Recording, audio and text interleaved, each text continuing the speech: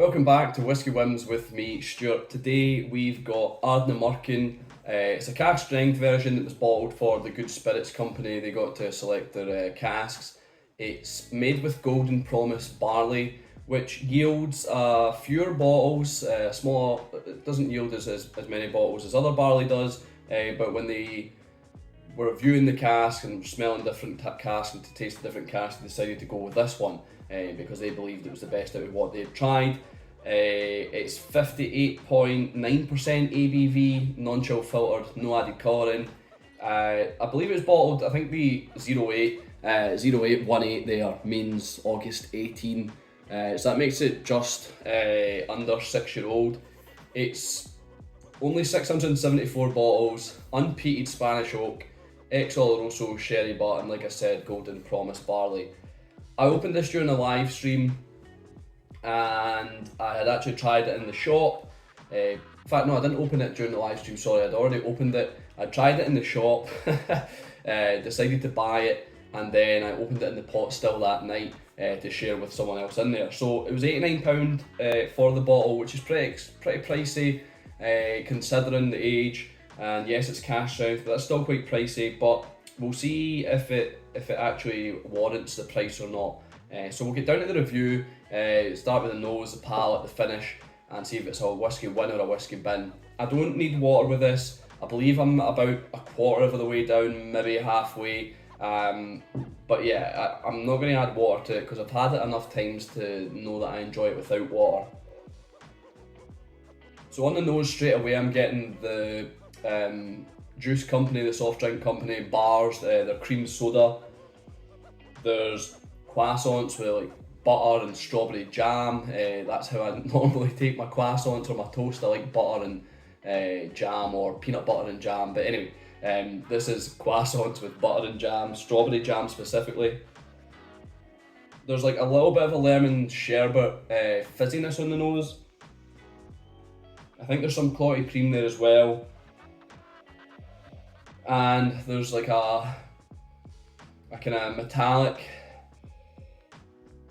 copper smell. Yeah, there's like a coppery smell. It's very like creamy on the nose.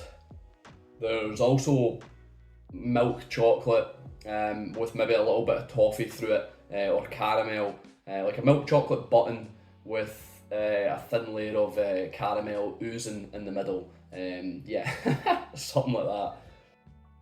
I'm really enjoying the nose, and I think the nose is quite complex, but it's quite a sweet nose. It's not, there's no contrast really, but there's a lot going on. There's maybe the difference between the metallic element and the sweetness of the croissant and the clotted cream and stuff. But yeah, I think it's a great nose. The palate.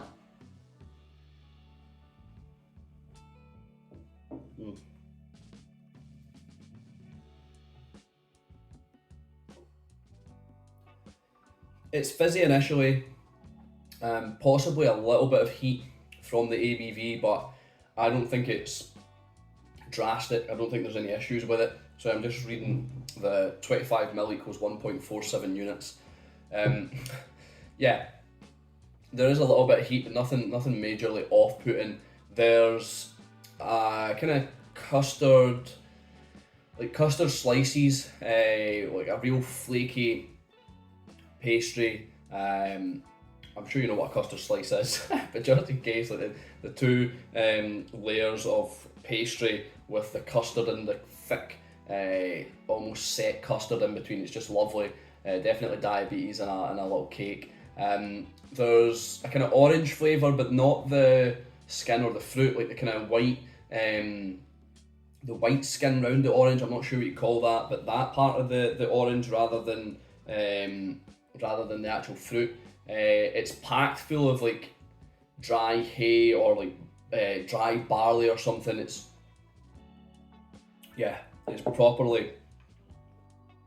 properly packed with this hay or barley element. It's pretty dominant in the palate.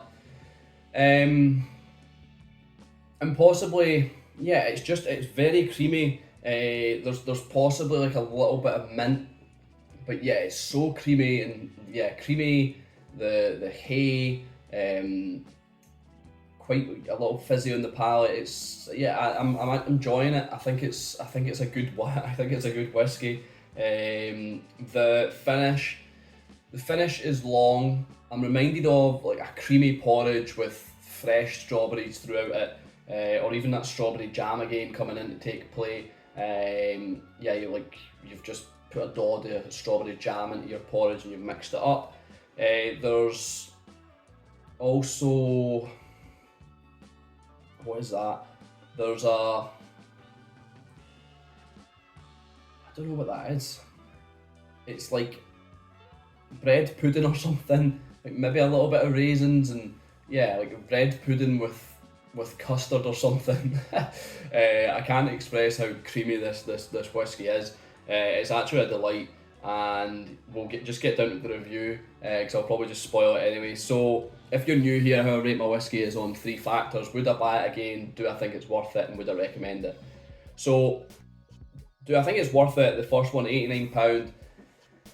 I think on paper I'd say no, but then I tried it in shop and I decided that it was worth it. So I have to say I think it is worth £89.